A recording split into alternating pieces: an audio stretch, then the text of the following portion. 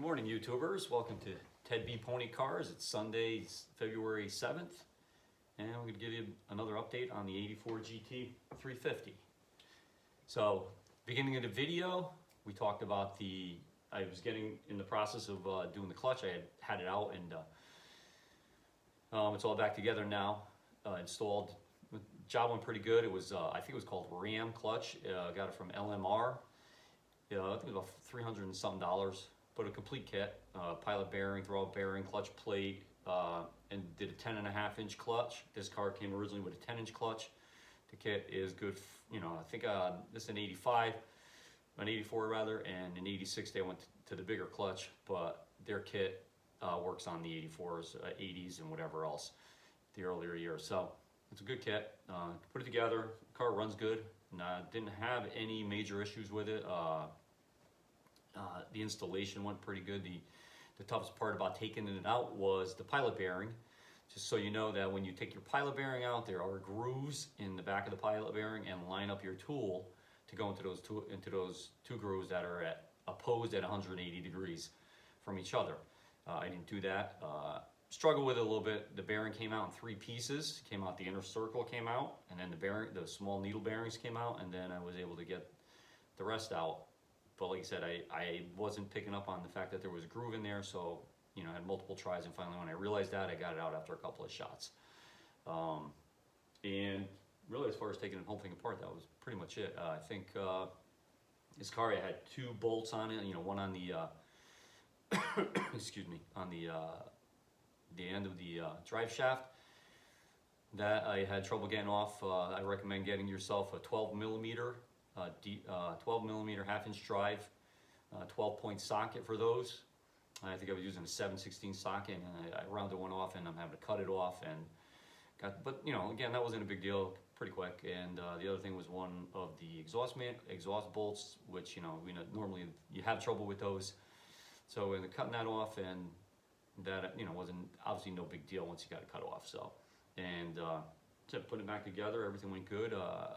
Just you got to watch, like, when I put the clutch in, and I noticed that the cable had a lot of slack in it, and looked trying to figure out what was going on there, and looked through I have an old Chilton's book on the Mustang, the Fox body Mustangs, and couldn't find exactly what the correct procedure was for doing adjusting the clutch. There's like a star thing on the back of the firewall that I think you can adjust it with, I think. And then some of the earlier models, you just put your foot down underneath the clutch pedal with your toe and pull it up, and it self-adjusts like that, which is what I think I ended up doing, because I got in there, messed around with it a little bit, and couldn't get it to work. But then next thing you know, it was working. So I think that's what happened, and got underneath there, the cable's tight, everything, and put it all back together. Took her for a spin, and yeah, that was the only thing. Everything worked out pretty good. So what I'm doing now is the car I noticed a lot of antifreeze coming out of the back on the top. So I have done the intake manifold gaskets before, a long time ago. I did them. I did the timing chain probably when I had 30,000 miles, or somewhere in that range. I did all that at one time to fix the leaks. So I'm getting ready to I've already got the carburetor off. It's over here. This is the original stock carburetor. So that's it right here. And then I have actually right now I have the 4300, I believe it is, from the 68 GT that I'm doing. I rebuilt that last winter, last spring, and never rebuilt the carburetor before. And ironically, I ended up with an extra part or two after it was done. I couldn't figure out where they belonged, where they came from. I just know at the end of the day, I had a pile, and there was an extra piece in there. It was a little plastic thing, about a 1/4-inch disc and it had looked like little turrets on, like a castle top, and couldn't figure out where it went. Had another guy, a mechanic, look at it. He couldn't figure out where it went. I guess the 4300 is a little bit of an oddball carburetor, anyways. But so I didn't put it in, and so I'm getting ready to take this manifold off, and I figured, let me try the 4300 from the 68. on here. It was all gunked up on the inside. It was in pretty rough shape. Spent a lot of time cleaning it, and so I bolted it on, and the thing actually, within probably 3 or 4 cranks, the thing fired right up after I primed it, and yeah, she ran. So much to my surprise, you know, my thought was there's no way that I thought the thing would run on that, and I was afraid to put it on my brand new engine when I do my engine on the 68. But at least now I feel better about doing it. I was considering going to like an EFI system with some type of a fuel injection system on it too. But I still may do that. But if I have the carburetor working, the original one, I feel pretty good about it. Now I'll be more comfortable about plopping it on that engine and getting it going.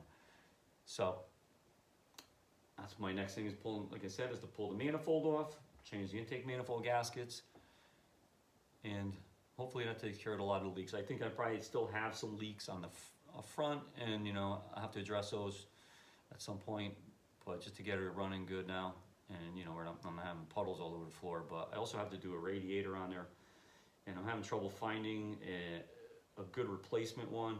You know, I don't know how you tell if it's a 1 row, 2 row, or any of that stuff. It's, you know, so I'm gonna try to find one of those and do the radiator also. The carburetor doesn't run hot at all, but you know, I don't need to worry about running out of fluid. So that's about where I am, and you know, I got some other plans for the car before I put it, hopefully before the summer comes around. You know, one is I want to do the hatchback gasket, which is in pretty bad shape. In fact, I've got some rub marks on the quarter panels from that, where the paint is chipped off, and I have to do the pistons for the door for the hatchback, and there's, you know, I have to do guides for the windows. The windows are sloppy; they're flopping all over the place. You know, but you know, keeping in mind the car is 36 years old, or 37 years old, so you know, it's time to do some of these things. But you know, she runs, she's reliable, you know, she's in pretty good shape, so that's what we have to do to keep her going. So that's about it. Let me give it a shot. Maybe I'll start it up.